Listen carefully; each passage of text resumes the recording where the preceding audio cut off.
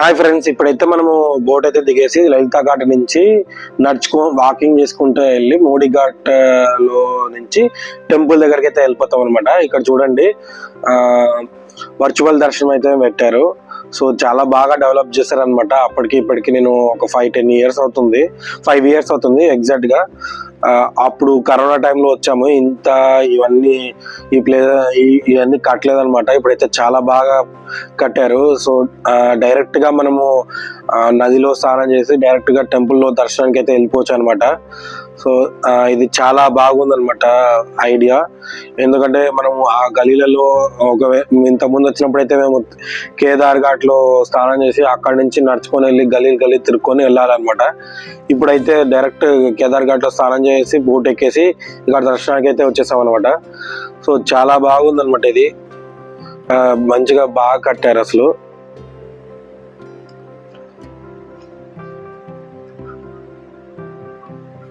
ఇంకా దర్శనానికి అయితే వెళ్ళిపోతున్నాం అనమాట.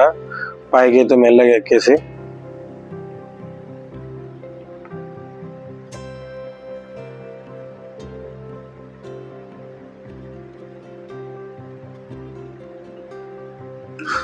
స్టెప్స్ కానీ కొంచెం పెద్దగా ఉన్నాయి.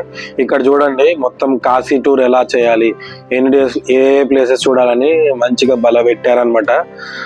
Day 1, Day 2, Day 3 Kashi Prayagraj, Day 4 Ayodhya, Day 5 Chitrakoot. So బల పెట్టారనమాట ఇవన్నీ ప్లేసెస్ ఒక ఐడియా కోసము. ఏ ప్లేసెస్ చూడాలా, ఏమేమి చూడాలా అనేది మంచిగా పెట్టారు.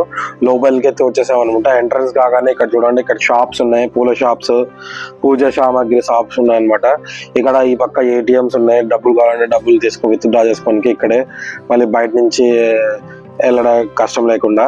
సో ఒకవేళ దర్శనం చేసుకొని వచ్చి మళ్ళీ బోట్లో వెళ్ళిపోవాలంటే ఇలా వెళ్ళిపోవచ్చు అనమాట. డైరెక్ట్ మనం కేదార్ ఘాట్ కానీ మన సత్రా లేకుండా అక్కడికి వెళ్ళిపోవచ్చు అనమాట. ఇక్కడ ఒక్కొక్క భవన్ కి ఒక్కొక్క భవన్ పేరు పెట్టారు. మహాకాళేశ్వర్ భవన్, త్రయంబకేశ్వర్ భవన్. సో ఒక్కొక్క పేరు పెట్టారనమాట. చూడండి పేరు కూడా రాశారు.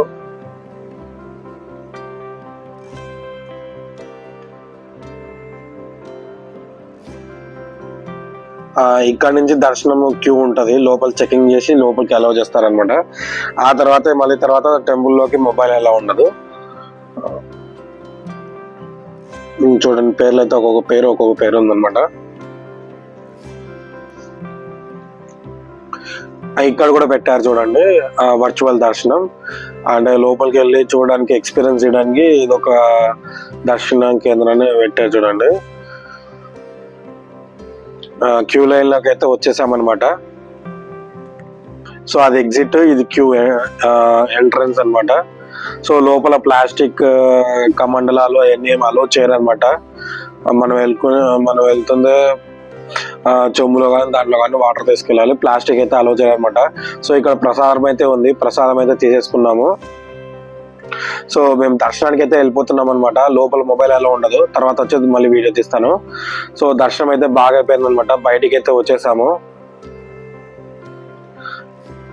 చాలా బాగా దర్శనం అయితే అయ్యింది.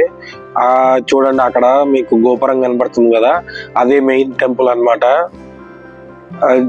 ఇక్కడ చూడండి చాలా మంది ఫోటోలు అయితే తీసేసుకుంటున్నారు ఇక్కడ నుంచే. సో చాలా బాగా దర్శనం అయింది. ఇక్కడ గోపురం చూసి చూడండి చాలా బాగా కనపడుతుంది.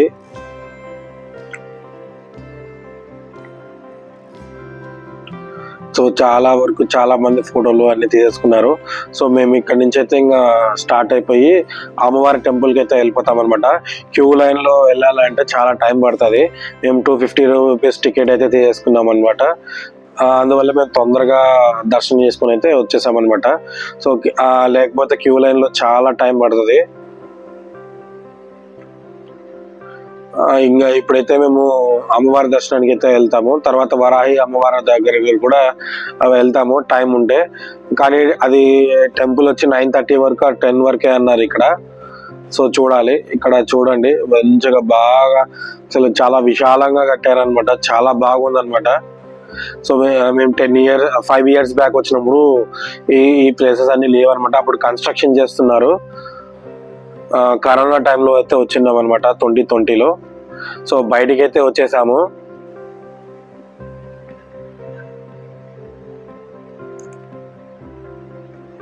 సో బయటికి వచ్చేసి అమ్మవారి టెంపుల్ దగ్గరికి అయితే వెళ్ళిపోతున్నాం అనమాట. సో అన్ని గలీలే ఉంటాయి అనమాట ఇక్కడ కాశీలో అంటే. ఇప్పుడు అమ్మవారి టెంపుల్ దర్శనంకి అయితే వచ్చేసాము. ఇవి చూడండి, ఇది అమ్మవారి టెంపుల్ అనమాట, శక్తిపీఠము. ఇక్కడ కూడా ఫుల్ రష్ ఉన్నారనమాట. చూడండి ఎంత మంది ఉన్నారో. మాకైతే దర్శనం బాగా అయితే అయిపోయి లోపల దర్శనం చేసుకుని బయటికి అయితే వచ్చేసామన్నమాట.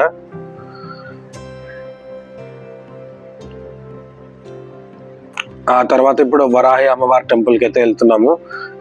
ఇక్కడ మనకు అడ్రస్ తెలియకపోతే ఇక్కడ ఉన్న వాళ్ళని మనం అడగచ్చు, షాప్స్ వాళ్ళని వరాహి టెంపుల్ అంటే. సో వాళ్ళే గైడ్ చేస్తారు ఎలా వెళ్ళాలి అనేది.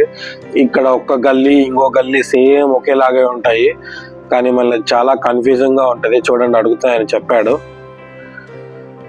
సో ఇట్లా మనం అడుగుతూనే మనం కావాల్సిన ప్లేసెస్కి అయితే వెళ్ళిపోవచ్చు. ఇక్కడ బైక్స్ ర్యాపిడో కూడా ఉంది. కొన్ని ప్లేసెస్కి అయితే ర్యాపిడోలో అయితే తిరగచ్చు బైక్ల మీద.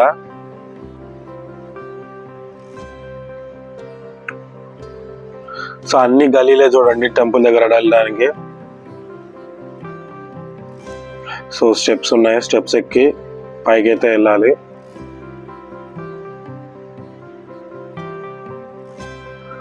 సో మామూలుగా అయితే 10 వరకు అన్నారు, మరి చూడాలి. ఇక్కడ రాశారు చూడండి, 7 to 9:30. సో వరాహి అమ్మవారు గ్రామ దేవత వారణాసికి. సో మూసేశారు కాబట్టి మేము బయట నుంచే దండం పెట్టుకొని వెళ్ళిపోతున్నాం అనమాట. సో మీరు కూడా ప్లాన్ చేసుకోండి, 7 to 9:30 వరకే అనమాట. మేము కొంచెం ఒక 15 minutes లేట్ అయిపోయింది అక్కడ దర్శనం చేసుకుని ఇటు వచ్చేలాగే. సో ఒకవేళ కుదిరితే మేము రేపు దర్శనం చేసుకుంటాము. ఇంకా రూమ్కి అయితే స్టార్ట్ అయిపోయాము అనమాట. అన్నపూర్ణమ్మ వారి టెంపుల్కి వెళ్ళడానికి చాలా టైం పట్టేలాగా ఉంది, అంటే జనాలు ఎక్కువ ఉన్నారనమాట. సో పెద్ద క్యూ ఉంది, అందుకని మేము ఇంకా రూమ్కి అయితే వెళ్ళిపోతున్నాము.